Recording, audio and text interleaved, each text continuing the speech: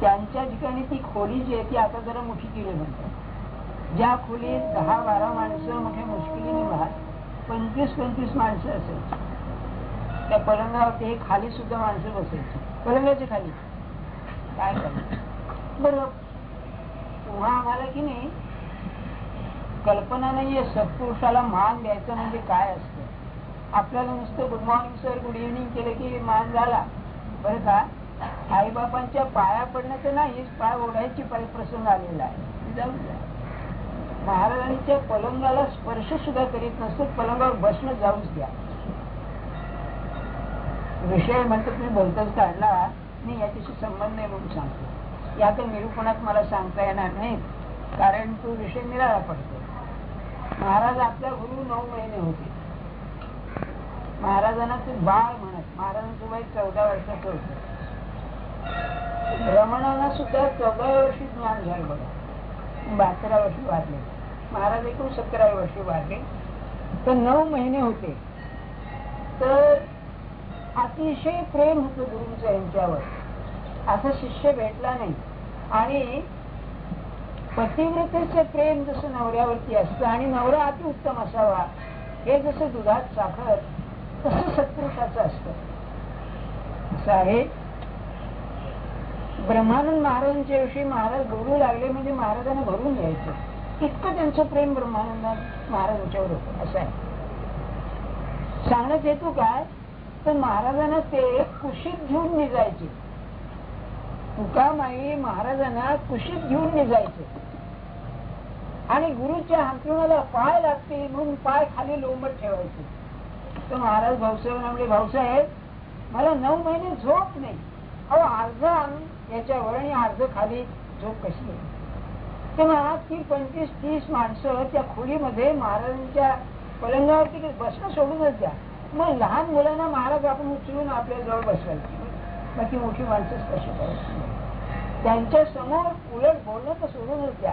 हा, काही बायका पुरुष त्यांचे स्वभाव तसे, पण ते मोकळे असत बरं का, अवमान नाही.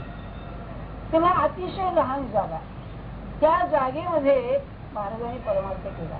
आता काय हो, ते खोल्या बांधल्या, आमचं झालं, सोयी झाल्या, सगळे ते काय सोडून द्या.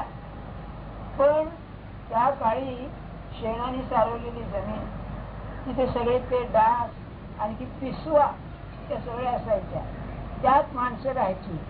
पाण्याची सोय नाही, पाणी नदीवरून आणावं लागायचं. त्या सगळ्या याच्यामध्ये परमार्थ त्यांनी केला. काय, एका भगवंताच्या प्रेमाच्या जोरावर केला. तेव्हा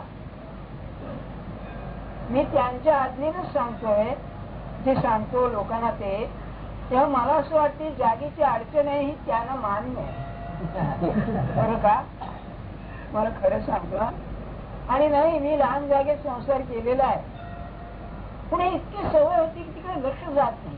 आणि प्रपंचाकडे लक्ष न जाण्याकरता हे फार अवश्य असते. सगळ्या सोयी असून मग काय मजा आहे त्यामध्ये. तुकाराम महाराज म्हणाले, लोका घरी गाई म्हशी, आम्हा घरी उंदीर घुशी म्हणाले. लोका घरी हत्ती घोडे, आम्हा आघोडीचे जोडे. आमची झोपडी, लोकांचे राजवाडे.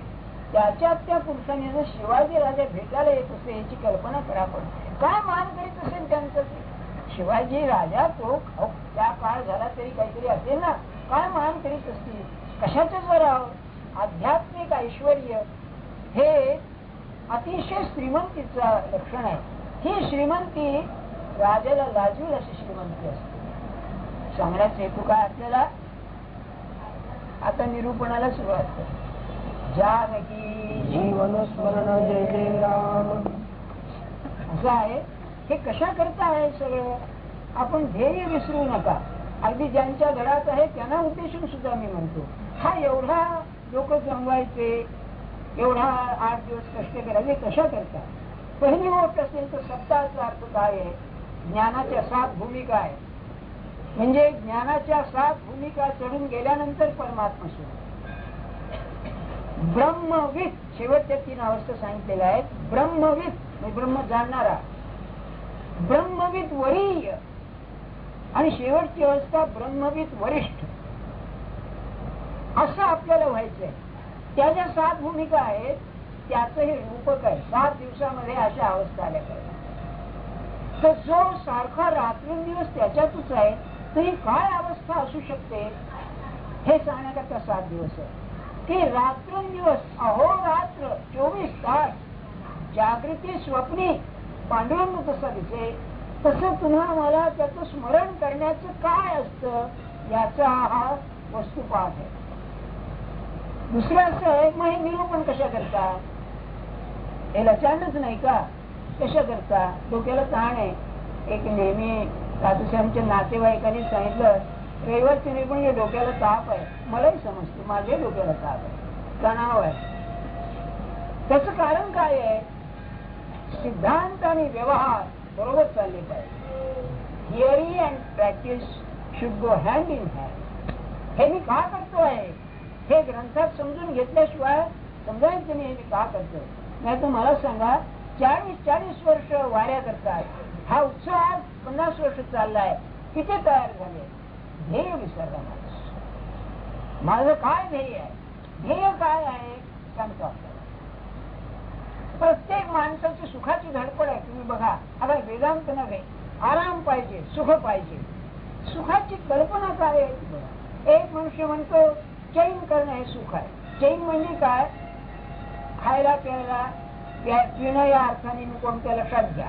व्यवस्थित खाणं, व्यवस्थित पिणं, देहाला आराम, सगळ्या यंत्राच्या सोयी, राहायला उत्तम घर, कपडा लत्ता, देहाला शृंगार म्हणजे सुख असं माणसं समजतात. दुसरं काही लोक काय समजतात, नाही बुवा विद्वत्ता मिळवणं, ग्रंथलेखन करणं किंवा एखाद्या कलेची उपासना करणं, प्रवास करणं, यात्रा करणं याला सुख समजतात. काही लोक असे निघतात की नाही हे बरोबर नाही. ईश्वराचं स्मरण करणं, मी कोण आहे याचं ज्ञान करून घेणं आणि त्याच्या पार्श्वभूमीवर लोकांचा उपकार करणं हे सुखाचं साधन. का असं आहे, सुख कसं पाहिजे मला, कोणत्याही काळी कोणत्याही ठिकाणी माझ्या सुखाला भंग असता कामाचं नाही असं सुख मला पाहिजे. म्हणून मी वस्तू आणि व्यक्तीवरती प्रेम करू लागतो. जी वस्तू मला सुख देते ती मला आवडते, जी व्यक्ती मला सुख देते ती मला आवडते, माझं प्रेम बसते. पण वस्तू आणि व्यक्ती या स्थलकालाने मर्यादित आहे, त्याला उपाधी म्हणतात. कायमचं सुख देऊ शकणार नाही म्हणून सुखाचा भंग होतो. मग अशी वस्तू किंवा अशी व्यक्ती पाहिजे की जी सुखाला भंग होणारच नाही. अशी असेल तर परमात्मा ही वस्तू आहे आणि सद्गुरू ही व्यक्ती आहे. म्हणून हे करायचं आपण किंवा समजून करा तर झटदिशी काम होणार आहे. हे काय करायचंय, मी ज्या व्यक्तीवरती प्रेम करणार ही व्यक्ती मला केव्हाही न सोडता कामाची, म्हणजे या जन्मी नव्हे अनेक जन्म माझ्या बरोबर राहणारी पाहिजे ही व्यक्ती खरी. म्हणून हे करायचं. बरं हे करायचं म्हणजे प्रेम करायचं. मी सांगितलं आपल्याला प्रेम हे मनाने करायचं असतं. प्रेम हा देहाचा विषय नाहीये, मनाने करायचं असतं. आज मी जे प्रेम करतो ते स्वार्थाच प्रेम आहे. मला त्या वस्तूपासून सुख मिळेल म्हणून मी प्रेम करतो. वस्तू सुख देणार नसली तर प्रेम जातं माझं असं. हे जर आहे तर मग ईश्वरावर किंवा सगळं प्रेम करायचं म्हणजे कसं करायचं, आजचं मन आहे ते बदललं पाहिजे. आणि हे बदलायला त्या ध्येयाचं रात्रंदिवस स्मरण ठेवल्याशिवाय होणं अशक्य होतं. आणि ते म्हणजे भगवंताचं स्मरण. दुसरं काय आहे, ते स्मरण कसं करावं याकरता हा सगळा उत्सवाचा पसारा आहे. हे कशा करता करायचं तर ते ध्येय ठरलं. आपल्यात मी प्रेमाने तुम्हाला म्हणतो, तुम्हाला जे नको असेल ते भानगडीत पडू नका. कुठे 8 दिवस कष्ट करता, काय त्याचा अर्थ आहे विनाकारण, सुखाने घरी निघा ना. म्हणून महाराज म्हणायचे झाल्यानंतर तुम्ही इतके कष्ट केलेत माझ्या सांगण्याने, याचं फळ रामच तुम्हाला देईल. खरंच आहे, कारण ध्येय विसरतं ना सारखं. मी कशा करता काय करतोय, मला ते पाहिजे आणि ते पाहिजे आहे हे उत्पन्न होण्याकरता निरूपण आहे. हे मी का करतोय, कोणाला दुःख नाही असं माणूस आहे का जगामध्ये, काय सांगावं. विद्वान पाहिले, अधिकारी पाहिले, सत्ताधारी पाहिले, जगात कीर्तिमान पाहिले, प्रत्येकाचं काहीतरी दुःख आहे. दुःख म्हणजे असं आहे की एवढं नको व्हा, बाकीचे पाहूया. काय मला सांगा. मग आपल्या वाटेला आलेला आहे ते आपल्या हैसियत प्रमाणे, आपली योग्यता जेवढी तेवढं आहे, तेवढं दुःख सोसून जर ध्येयाच्या नादी आपण लागला बरोबर. आणि प्रपंचाचा धर्म कसा आहे, आता मी विषयावर, साधू संत जरी झाले दुःखातून सुटले नाही, त्यातल्या त्यात प्रापंच साधू जो आहे ते पुढे विचारूच नका. महाराजांनी एकदा गंमत केली, विरोध केला. समर्थानं काय लागतंय म्हणाले बोलायला गोष्टी, लग्नाचा प्रसंग आला म्हणजे पाय लावून पडून गेले बरं का. त्यांना काय लागतंय म्हणाले, त्या पुढे पोरीचं काय झालं चौकशी केली का मागून कधी नाही. नाथांचं पहा म्हणाले, मुलं मुली पैशाच्या अडचणी लोक येणं जाणे इतकं, या सगळ्यामध्ये म्हणजे आपलं टिकवलं, यात खरी शहामत आहे. आणि म्हणाले पुढे की असा साधू ज्या समाजात जन्माला येतो त्या समाजाचं भाग येऊ द्यायला असं समजा.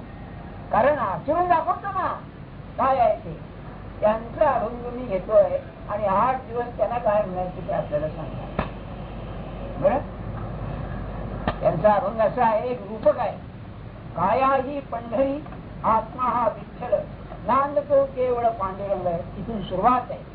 आणि शेवटी म्हणाले की देही देखील पंढरी ज्यांनी वनी जनार्दनी वारी करी, असं ते रूपक आहे. हे रूपक म्हणजे काय, तर ती जी भगवंताच्या प्रेमाची अवस्था आहे त्या अवस्थेची आपल्याला कल्पना नाहीये. आज त्या अवस्थेमध्ये त्या माणसाचं मन काय असतं, आपल्याकडे त्याला उन्मन असं म्हणतात. मानसशास्त्रामध्ये त्याला उदात्तीकरण किंवा उन्नयन असे शब्द आहे, सब्लिमेशन. मीराबाईचं नाही का, नवरा गेला, नवऱ्याचं प्रेम भगवंतावर बसलं, मेरे तो गिरीधर गोपाळ, मला दुसरं नाहीच कोणी, तो माझा यजमान आहे. या प्रेमाला तिने दिव्य स्वरूप दिलं. तसं तुमच्या आमच्या प्रपंचामध्ये मी आधीचे आपल्या मुलाबाळावरती प्रेम करतो, ते प्रेम भगवंताकडे लागलं पाहिजे, सद्गुरूकडे लागलं पाहिजे. हा सगळ्याच्या उत्सवाचा भावार्थ आहे. किती आपले पण वाटलं पाहिजे की माझ्या पोटच्या मुलाकरता जेवढं माझं अंतःकरण हलेल तितकं त्यांच्याकरता हल्लं पाहिजे, म्हणजे आपण जिंकलं. अहो असं आहे, ज्ञानामध्ये योगामध्ये आणि प्रेमामध्ये फरक आहे. ज्ञान काय आहे, अज्ञानाचा अंधकार नाहीसा करी, अविद्या नाहीशी करी आणि आत्मज्ञान करून देईल, तिथे शांत होईल. आत्म्यात फरक काहीच नाही. तो गीता सांगते जसं त्याला जाळता येत नाही, त्याला वाळव भिजवता येत नाही, असं काहीतरी तो. म्हणून ज्ञानामध्ये हा बदलतो, कोण ज्ञानी. योगामध्ये आज बदलतो, हा जो वृत्ती आज त्याला त्रास देतात त्या वृत्तींचा निरोध झाला की तो पोचला, समाधी लागली, मग स्वरूपाचं दर्शन. प्रेमामध्ये असं आहे की प्रेम करणारा बदलतो यात शंकाच नाही. आताच सांगितलं, मनाचं उन्नत त्याचं मनच बदलतं, पण त्या भगवंताला सुद्धा बदलावं लागतं. हा प्रेमाचा महिमा आहे. परमात्मा सुद्धा म्हणतो मला तुझ्याशिवाय प्रेम नाही. आणि ही जी कमाल आहे ती कमाल नाथांच्या चरित्रात आहे. मला असं सांगा, काय नाथानं कळलं नसेल की हा श्रीखंड आपल्याकडे पाणी भरतोय आणि ज्याला सर्व जगाचं ज्ञान झालं, यज्ञात्वा सर्व विज्ञातम भवति, त्याला कळलं नसेल की हा परमात्मा आहे असं. पण परमात्मा तरी ऋण कुठे फेडेल भक्ताचं, मला काय नाही का. मला सांगा, महाराजांच्या चरित्रात असा प्रसंग आहे की महाराज एकदा निमिषारण्यात निघाले. जुनी गोष्ट आहे, 1875-76, दुष्काळ संपल्यानंतर वर्ष 2 वर्षाची आहे. आणि बसस्टँड टांग्यामध्ये दहीवडीच्या आध्या रस्त्यापर्यंत गेले आणि एक मनुष्य पळत गेला. महाराज म्हणाले, रामाच्या डोळ्याला पाणी आले, आपण या परत. आणि मग आले म्हणाले की रामा मी जावास तुझ्या मनात नाही का, राहतो म्हणाले. अरे महाराज काय श्रीमंत सामर्थ्य आहे मला सांगा. अरे हाडा मासाच्या नातेवाईकावरती तुम्हा मला प्रेम करता येत नाही, त्या पुरुषानं ह्या दगडाच्या मध्ये रक्त निर्माण केलं, जीव निर्माण केला, काय प्रेमाचं सामर्थ्य. का इतके लोक नव्हते रामाचे भक्त? नाही, हे प्रेमाचं सामर्थ्य आहे. रविवारी मागचं सांगितलं ना, भगवंत भरा निराकार असेल, त्याला त्याचा मोठा अभिमान असेल, पण भक्ताला पाहिल्यावरती आपल्या निराकारपणामध्ये त्याला चैन पडायचं नाही, तो बाहेर आल्याशिवाय राहायचा. हे प्रेमाचं सामर्थ्य, ते आपलं ध्येय आहे जाणून ठेवून आपण. आणि ते ध्येय साधण्याकरता या देहाला पंढरी बनवली पाहिजे, कायाही पंढरी झाली पाहिजे. आज मुंबई आहे देह म्हणजे, पंढरी कसली आली आहे? सगळी लहान गटाराची इथे आहे. लोभ आहे, मत्सर आहे, द्वेष आहे, काम वासना आहे. काय मुंबईत चालतं मला सांगा? ते सगळं या देहामध्ये आहे. ते सगळं जाऊन पंढरी झाली पाहिजे. पंढरीचं काय आहे? पंढरी नामाचा बाजार. काय वर्णन केलंय बघा, या देहामध्ये नामाचा बाजार भरला पाहिजे, म्हणजे देह पंढरी. ही काय पंढरी आहे की ज्या पंढरीमध्ये भगवंताशिवाय दुसरं कोणाला वास्तव्य नाही. बाकीची येतील जातील, काय वास्तव्य त्याचा? अहो ते आहे नांद तर केवळ पांडुरंग परमात्मा तर आहेच ना, त्याला काय आणायचं आहे का कुठून? फक्त तो नाही ही जी कल्पना आहे ती काढायची, आणि ती जाण्याकरता तो आहे तो आहे असं सारखा मनावरती आघात व्हायला पाहिजे. याकरता हा उत्सव. बरं, ही पंढरी का पांढरपूर असं म्हणतात ना, त्याचं नाव पांढरपूर होतं पहिल्यांदा. म्हणजे असं म्हणतात तिथे ती वाळू पांढरी होती म्हणतात, काय कोणास ठाऊक, पण त्याचा अर्थ फार निराळा आहे. धवळले विश्व सकळ. ज्ञानेश्वर महाराजांनी 9व्या अध्यायात म्हणलेलं आहे की हे जे भगवंताच्या नामात नाचणारे लोक असतात, तो मी वैकुंठी नसे, वेळ एक भानुबिंबीही न दिसे, जयांच्या योगियांच्याही मानसे उमरणो मी जाय. योगी लोक माझं ध्यान करतात, परमात्मा म्हणतात मी असा मूर्खा मारून निघून जातो. परितया पाशी पांडवा, मी हारपला दिवसावा, जेथे नाम घोष बरवा करीची महाराज. काय सांगा, ज्ञानेश्वर महाराजांनी आपल्याला आज्ञापत्र दिलं. या असा हा परमात्मा त्या पंढरीमध्ये आहे.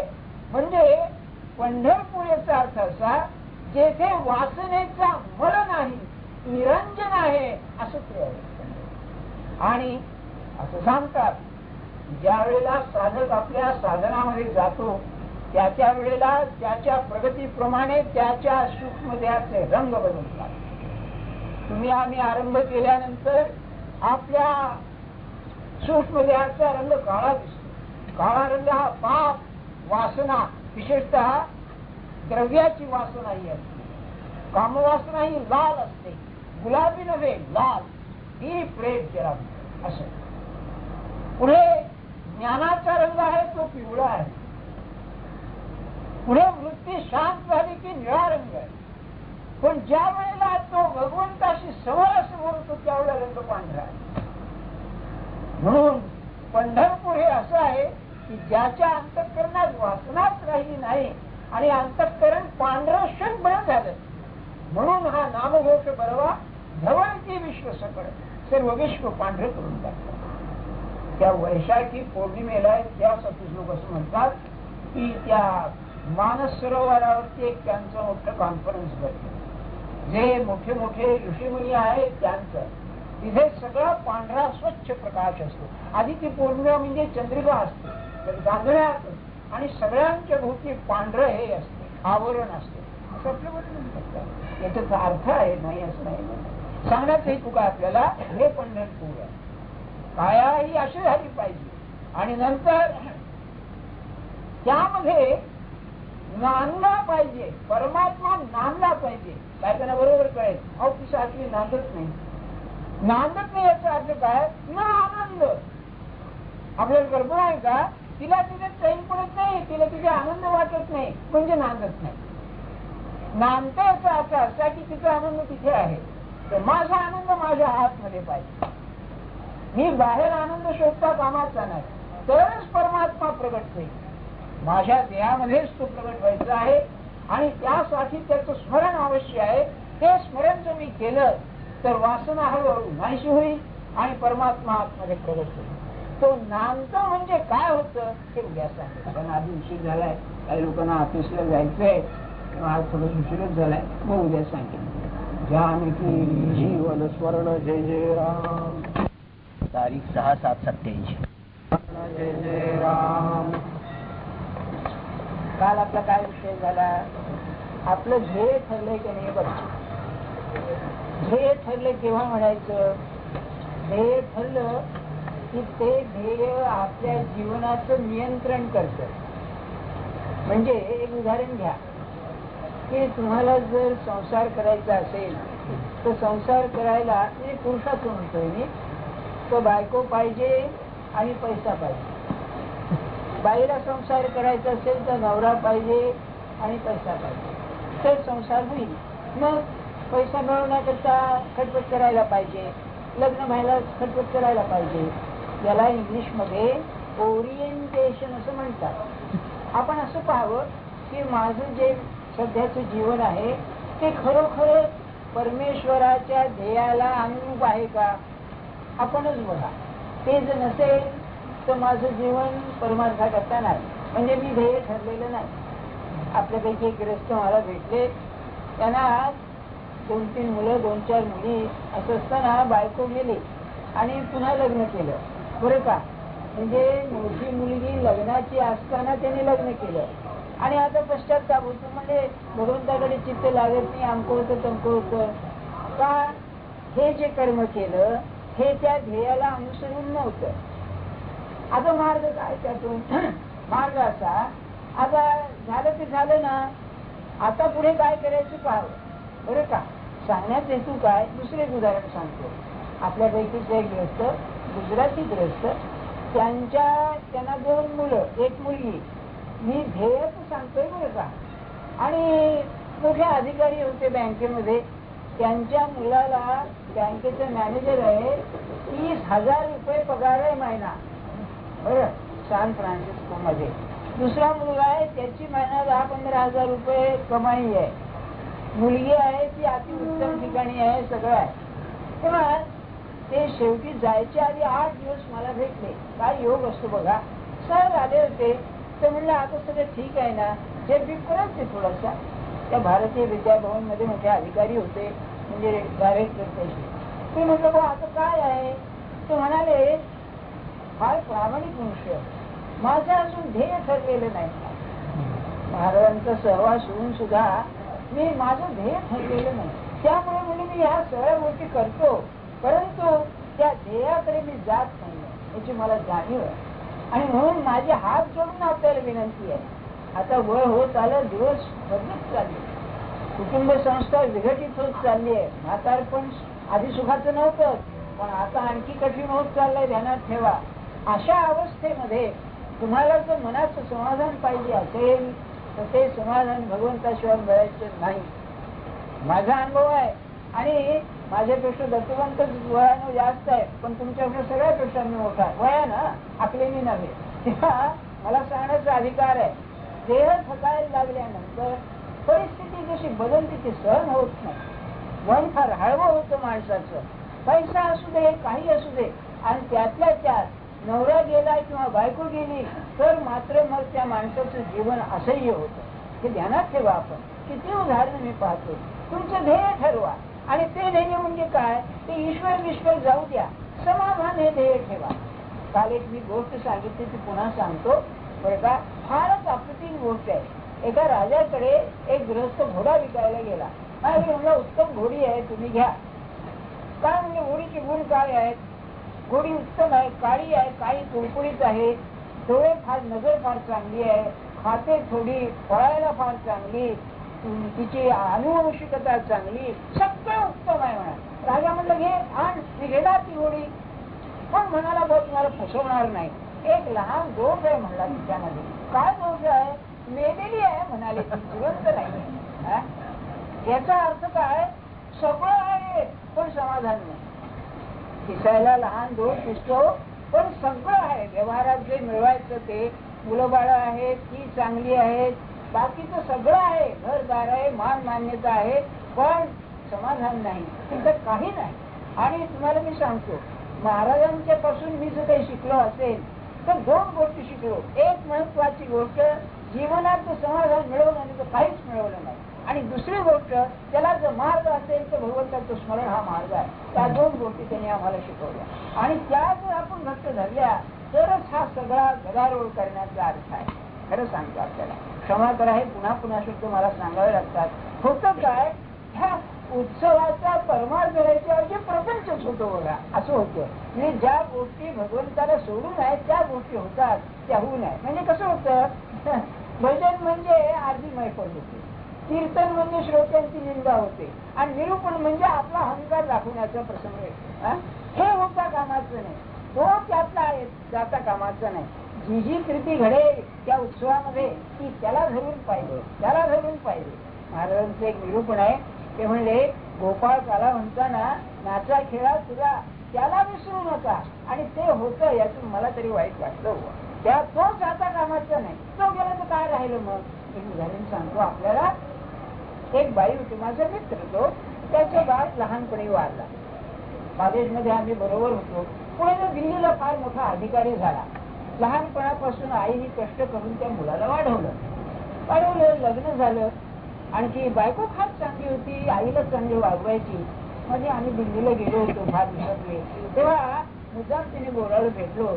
त्या बाईने मला एक विनंती केली, म्हणाले बुवा एक तुम्ही काम करा, मी सगळं करते, घरात व्यवहार करते, हे आहे सगळं करते, परंतु ते काही प्रसन्न नसतात. तेवढं तुम्ही कारण काढून घ्या. तुमचे मित्र आहेत ते तुम्ही कारण काढून घ्या. गप्पा निघताना त्याला एकीकडे येतात, काय म्हणतो बाबा हे सगळं मी पाहतोय, कुठेतरी म्हणलं काहीतरी भिनच काय आहे. त्या डोळ्याला पाणी आलं बघा.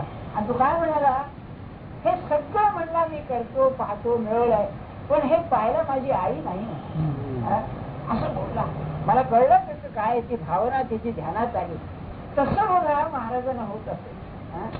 अरे तुम्ही एवढं सगळं करता, किती करता तुम्ही, प्रपंचाचे कर्तव्य करून प्रपंच सोसून सगळं करता, पण त्यात मला विसरता, मी ज्याच्या करता आहे त्याला विसरता.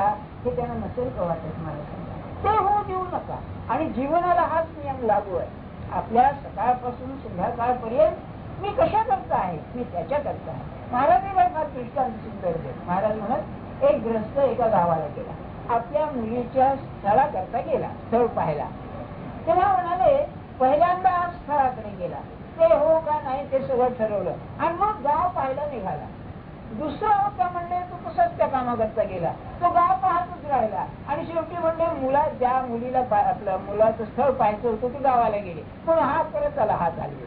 तसं आपलं होतं कामाचं नाही. आपण ज्या करता आहोत असं समजतो, ते ध्येय आधी साधलं पाहिजे, मग बाकीचं साधायला पाहिजे.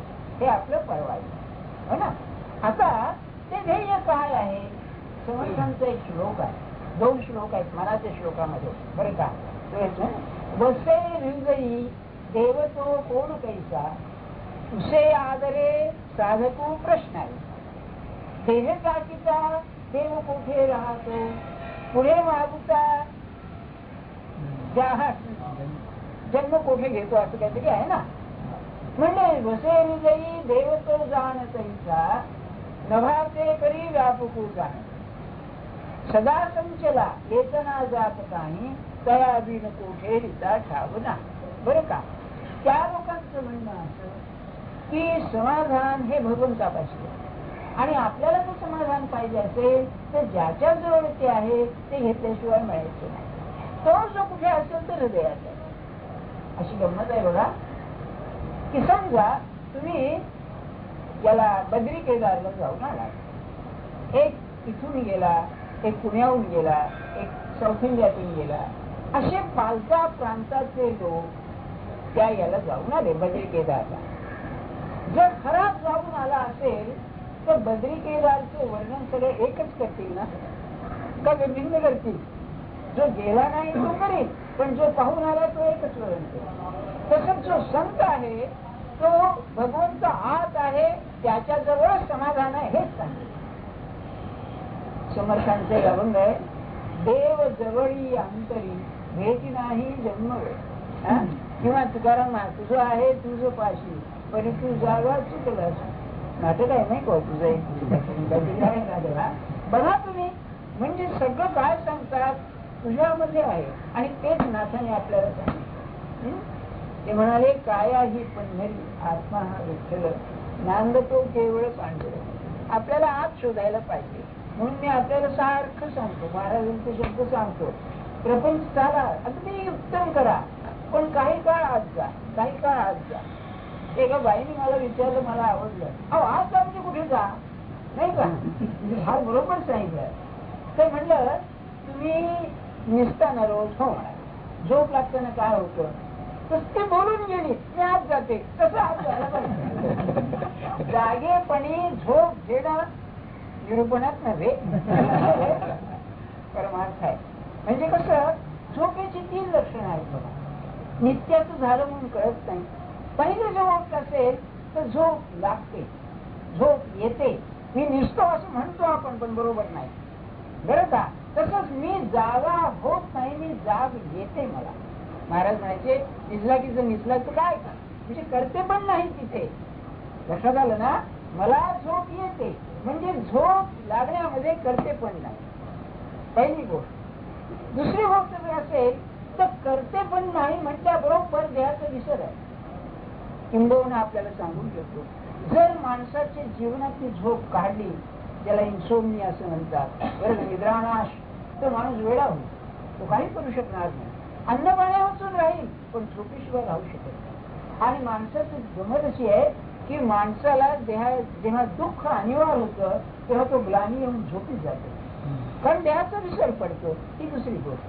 पहिली गोष्ट करते पण जात, दुसरी गोष्ट विसर पडतो, आणि तिसरी गोष्ट तुम्ही जेव्हा झोपेतून बाहेर येता तेव्हा ताजेतवाने होऊन येता.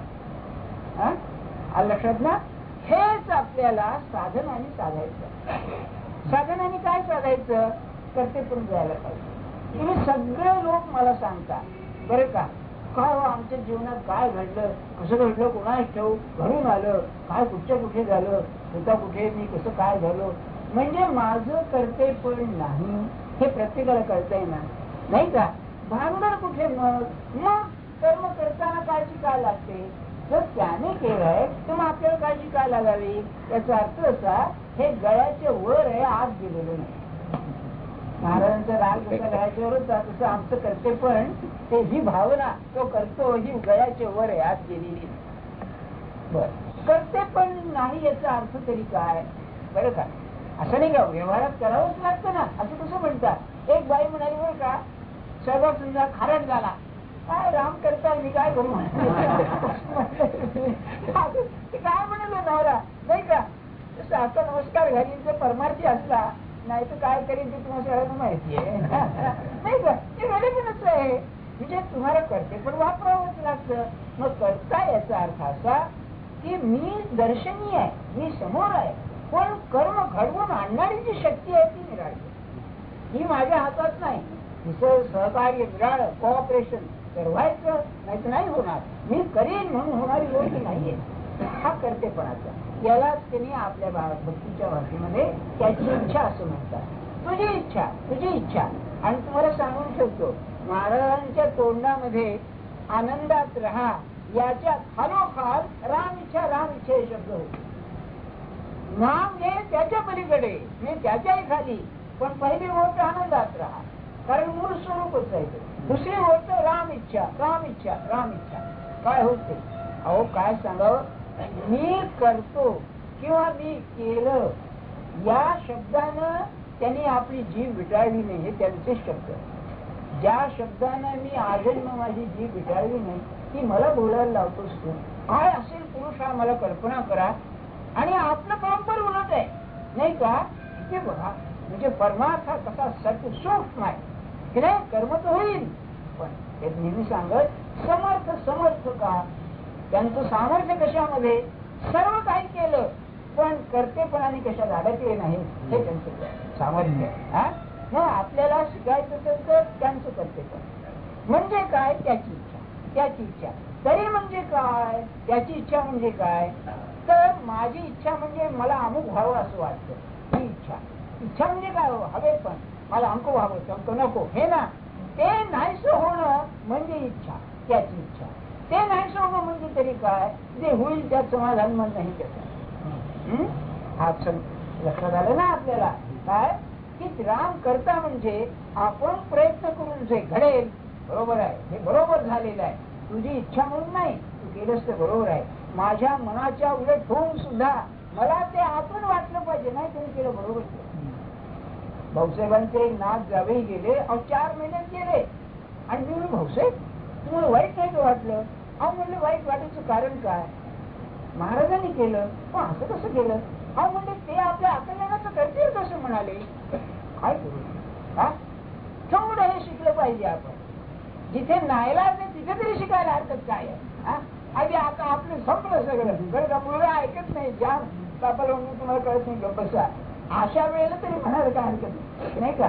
जिथे माझं काहीच चालत नाही, घरात कोण की माझ्या हातनं कर्म होत आहे दिसत आहे असं असून सुद्धा नाही, तुझी सत्ता आहे, तुझा आहे, हे खरं आहे. त्यामुळे वही करता हे ज्याला शिकला ना, तुम्हाला काय सांगू, परमात्मा मागे लागेल त्याचा.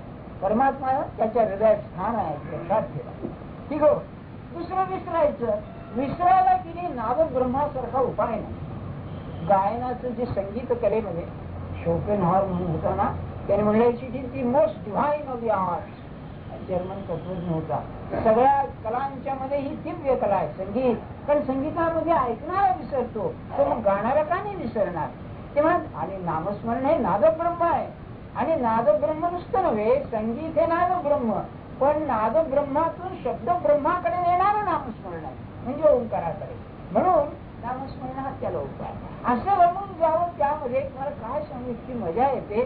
कोणी बोलवायला आलं किंवा काही झालं कोणी असं वाटतं काय कटकट आली बुवा, त्या नामाची अशी गोडी आहे. खरं नामामृत गोडी वैष्णवा लाभली, योगिया लाभली जीवन. ज्ञानेश्वर महाराज उदित सांगितलं, हा योगी माणूस, पण नामामृत गोडी म्हणाले मला मिळालेली आहे, ते नामाचं आहे, त्याला अभ्यास लागेल. आणि तिसरी जी गोष्ट आहे ते जे मी आपल्याला सांगितलं, स्वस्थता आणि समाधान, त्याचा आपण जागी कोणी अभ्यास करायला पाहिजे. तो अभ्यास कसा, एक लहानशी गोष्ट सांग, जे आपल्याला आज करायचं आहे ना ते करावं. आणि ते केल्यानंतर काळजी वाटायला लागली ना की तिला गचांडी मारली पाहिजे. बरं का, महाराजांनी गंमत केली, एकदा शब्दावरती खेळ केला. काळजी म्हणजे काय, की जी जी करीत काळाकडे नेते ती काळजी किती तऱ्हेनं सांगितलं. आणि ते काय म्हणाले, हा गंमत, हे वैष्णव लोक असतात म्हणाले, अति कडक सोहळं.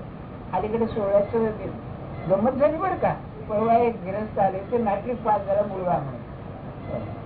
तर ते बाप म्हणायला लागला की बाबा आता आमची आई ते आमच्याकडे येत नाही कारण इथे सोहळं ओळख नाही बरं का. तर मी काय म्हणलं त्या मुलाला, आई सोहळं पाळीत नाही का? सोहळं म्हणजे काय म्हणाला, बरोबर काय बदलला यात मी काही चांगलं वाईट म्हणत नाही, सोहळं पाळा म्हणत नाही, काही काळ बदलतो कसा हे सांगायचं. ते महाराजांचं वाक्य समजण्याकरता हे मला सांगावं लागलं. महाराज म्हणाले वैष्णवी सोहळं म्हणजे असं आहे, स्नान केलं की ओलं लोकं नेसायचं किंवा ओलं लुगडं आणि त्याने ते स्वयंपाक पाणी करायचं, याला वैष्णवी सोहळं म्हणतात बरं का. अतिशय कडक, म्हणजे एवढं सूत जरी लागलं तरी ते पाणी टाकीत जातात बघा, असं इतकं अगदी कडक असतं. तर विटाळ म्हणजे त्यांना एवढा विटाळ खपत नाही. तर महाराज म्हणाले काळजी हा वैष्णवी विटाळ आहे.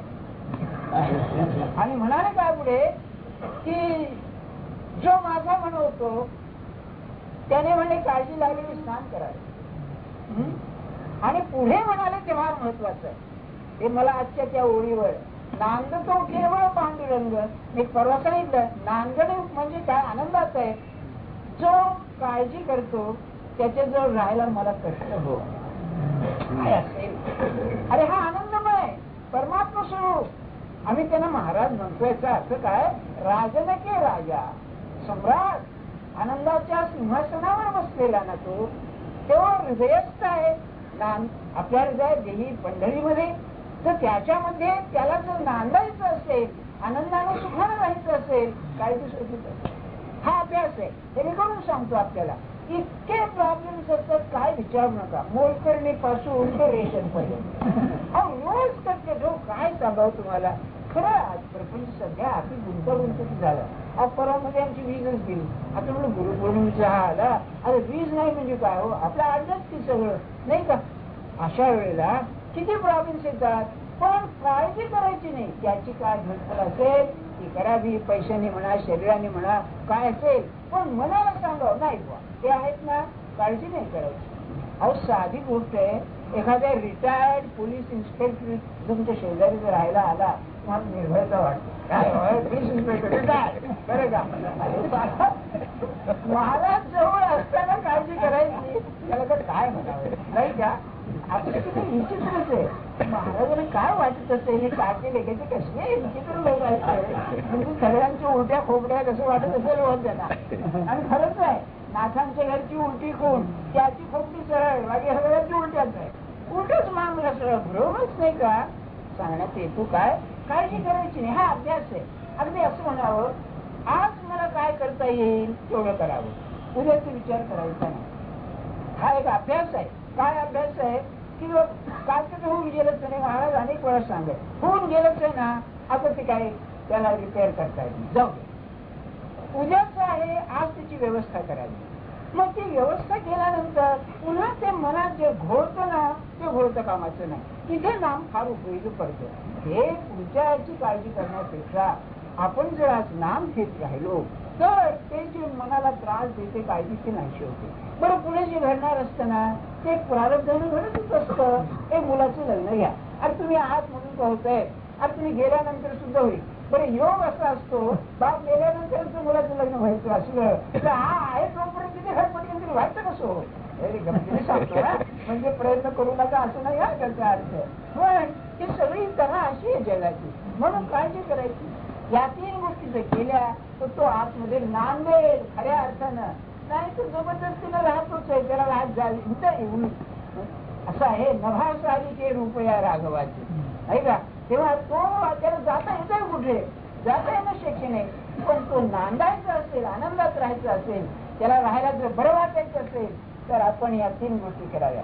करते पण सोडावं, स्वतःला नामात विसरावं, आणि तिसरी गोष्ट असेल तर काळजी करू नये. आता पुढची ओळ उद्या जीवन स्मरण जय जय राम. तारीख 7/7/87 एकादशी. जीवन स्मरण जय जय राम. एक वरदा हरी श्री ज्ञानदेव तुकाराम. आज एकादशी आहे ना, पंढरपूरची एकादशी आहे ना, त्याचं महत्व सांगतो आपल्याला. पहिल्यांदा आपण एक गोष्ट ध्यानात धरा की आपल्याकडे काय, पाश्चात्य देशात काय, उत्कळचे धर्मसंप्रदाय आहे. त्या धर्मसंप्रदायामध्ये आध्यात्मिक संप्रदाय म्हणून काही आहे. त्या आध्यात्मिक संप्रदायामध्ये अतिशय जुने आणि टिकणारे असे जे आहेत त्यापैकी पंढरपूरचा संप्रदाय आहे. आपल्याला आश्चर्य वाटेल, महाराजांचे गुरु आणि स्वतः महाराज वारकरी होते. त्याला गंमत अशी झाली की एका बाईला तुकामाईने सांगितलं होतं मी तुला पंढरपूरला नेईन म्हणून. म्हातारी होती आणि ती म्हातारी झालेली कसं शक्य आहे. तेव्हा सांगितलं की डोळे जात आणि उघड म्हणले तर हे दोघं जण पंढरपूरच्या मंदिरामध्ये. चमत्कार म्हणून सांगतो की समजू नका, या शक्ती असतात माणसाला. ते स्वतः महायोगी होते, नाथपंथी होते तुकामाई. आणि महाराज हे स्वतः नाथपंथी तर होते, पण रामाच्या उपासनेमध्ये असणार. पण ते सगळे असंच जुळून येते. साम्य सांगायचं काय, आपण जी आरती करतो नाही, युगे 28 विटेवर उभा, ही नामदेवाने रचलेली आरती.